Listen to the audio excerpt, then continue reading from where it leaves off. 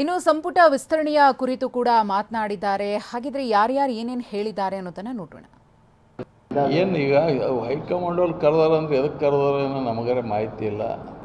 ಅದು ಹೈಕಮಾಂಡ್ ತೀರ್ಮಾನ ಮಾಡ್ತದೆ ಯಾವಾಗ ಮಾಡ್ಬೇಕಂಬದು, ಯಾರಿಗೆ ಮಾಡ್ಬೇಕಂಬುದು ಮುಖ್ಯಮಂತ್ರಿ ತೀರ್ಮಾನ ಮಾಡ್ತಾರೆ. 10-15 ಆಗ್ಬಾರ್ದು, ಆಗ್ಬೋದು ಏನು ಬಿ ಆಗ್ಬೋದು, ಎನಿಥಿಂಗ್ ಕ್ಯಾನ್ ಹ್ಯಾಪನ್. 10-15 ಆಗ್ಬಾರ್ದು, ಆಗ್ಬೋದು ಏನು ಬಿ ಆಗ್ಬೋದು, ಎನಿಥಿಂಗ್ ಕ್ಯಾನ್ ಹ್ಯಾಪನ್.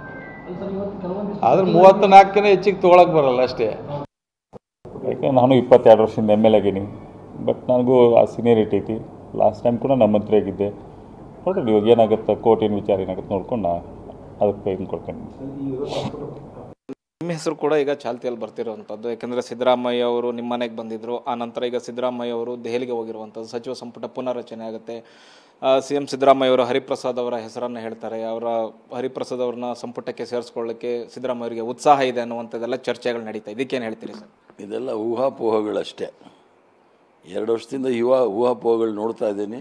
ಇದೆಲ್ಲ ಊಹಾಪೋಹಗಳಷ್ಟೇ. 2 ವರ್ಷದಿಂದ ಊಹಾಪೋಹಗಳು ನೋಡ್ತಾ ಇದ್ದೀನಿ. ಇದೆಲ್ಲ ಊಹಾಪೋಹಗಳಷ್ಟೇ. 2 ವರ್ಷದಿಂದ ಊಹಾಪೋಹಗಳು ನೋಡ್ತಾ ಇದ್ದೀನಿ.